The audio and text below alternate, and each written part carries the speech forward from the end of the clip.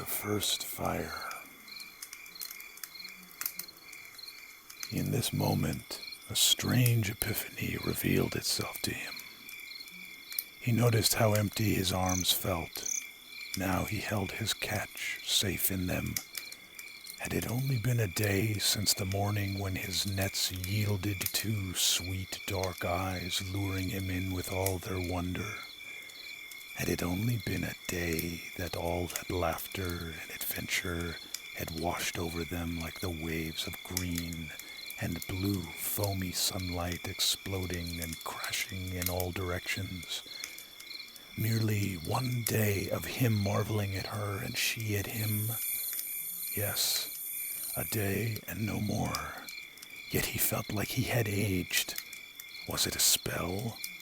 He heard of the mermaids who took able men away never to be heard of from their crew again. Do they turn them to geezers so old and wise that they evaporate like the steam off of the square rigger in the morning?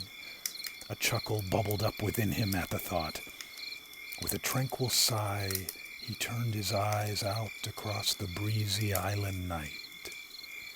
His ears took in the nocturne symphony with its romantic orchestra of crickets, frogs, a solitary owl, and the crackle of the fire as it licked at the kindling and driftwood.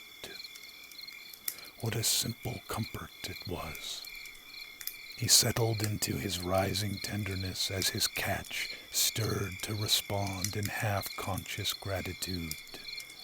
Fond smiles crossed his big face as he took in her light snores, occasional moans, and her uttering of a strange language. It tickled him further down into the depths of his new adoration. It was a strange thing for him. It was well after all the excitement, as he took in her first experience, seeing his creation of sparks, and then his making of fire. He thought he was teaching his catch all there was to know about a campfire, but then he watched her naked discovery as the brilliant light burned in those dark eyes of hers and the vast ocean of feelings washing over her.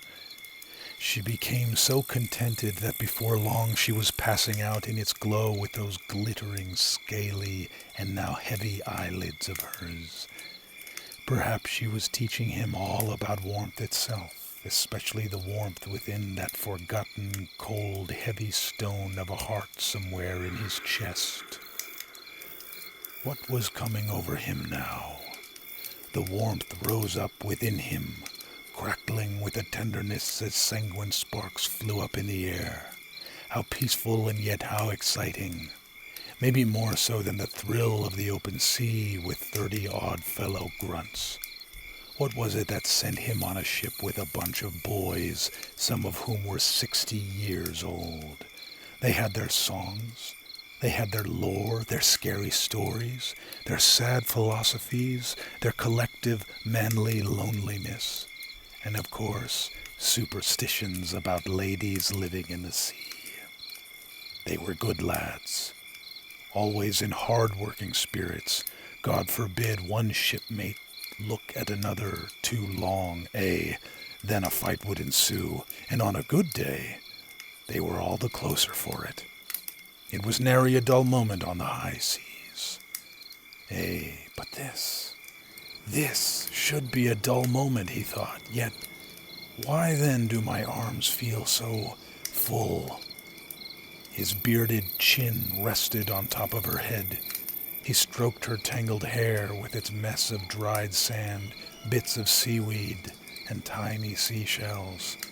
His fingers gently untangled the strands of copper brown as though he were running his hands through her mysterious life story, creating in his mind memories of her.